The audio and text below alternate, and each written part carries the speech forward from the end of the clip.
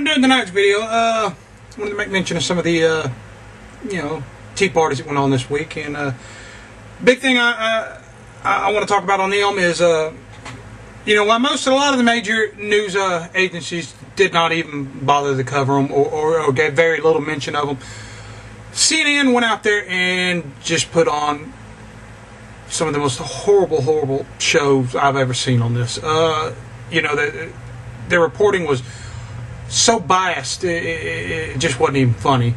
They made horrible teabagging jokes, which were just disgusting. And to hear this from a major news agency was just it was a joke.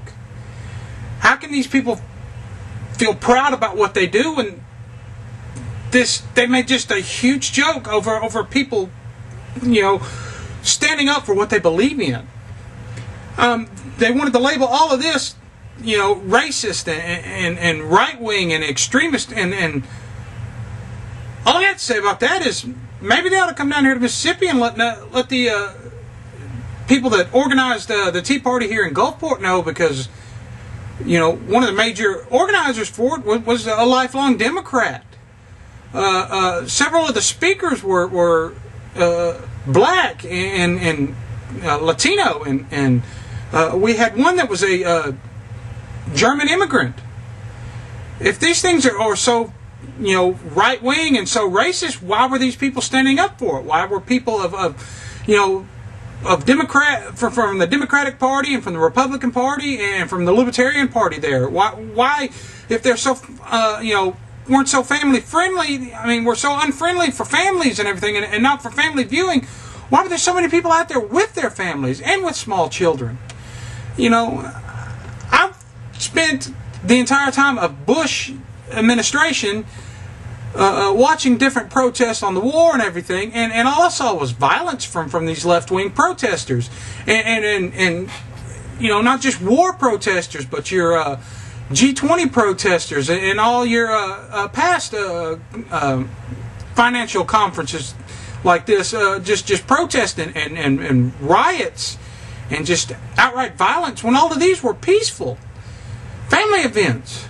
And the only one who did not say this was CNN. And then they blame Fox for being biased. Wow. Okay, well, we'll leave it at that. Now I want to move on here to our good old president, who is again out of the country, in another country.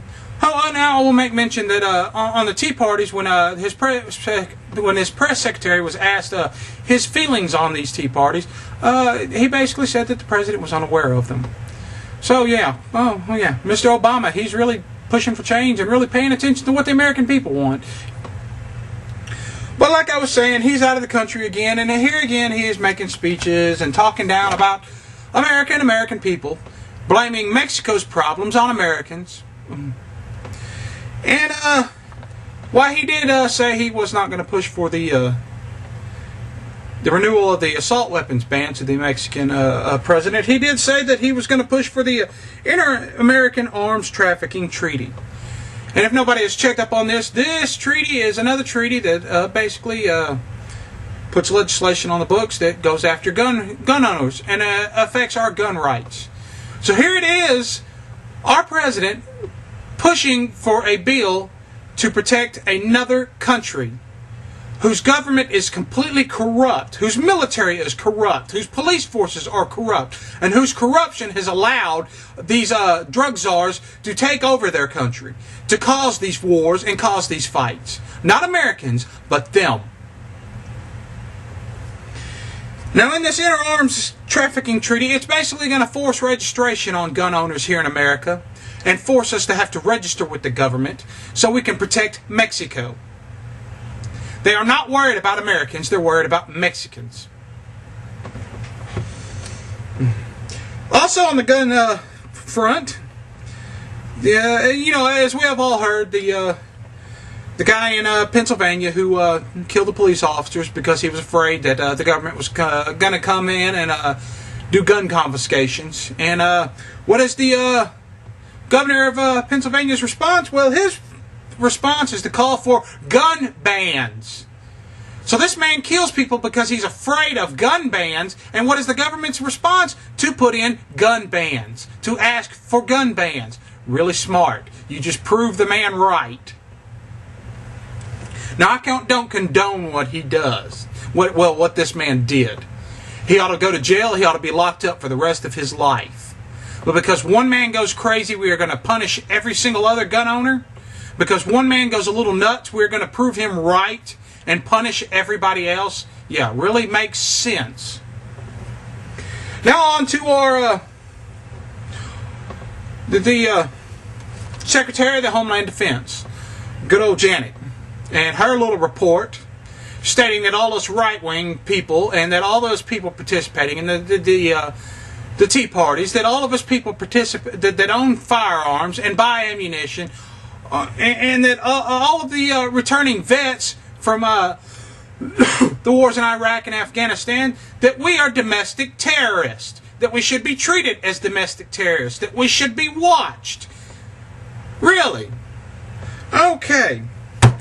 Here again, Obama's White House and Obama's people attacking Americans for being American, for doing nothing. We're doing nothing. We're doing nothing wrong.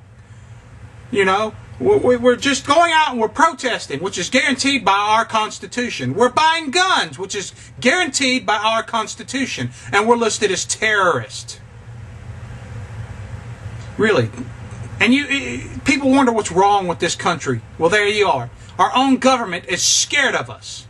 Our own government wants to treat us like criminals simply because we want to live free and want to live with our rights. Excuse me. This just really makes me sick that our own government's going to treat us like this, that our own government's going to list us like this, and that our own government's afraid of us. Why? Why? Most of these right-wing people that you were listing as terrorists are nothing but the hard-working, tax-paying Americans. Well, that's all I got to say right now. Y'all leave comments, and y'all have a good night.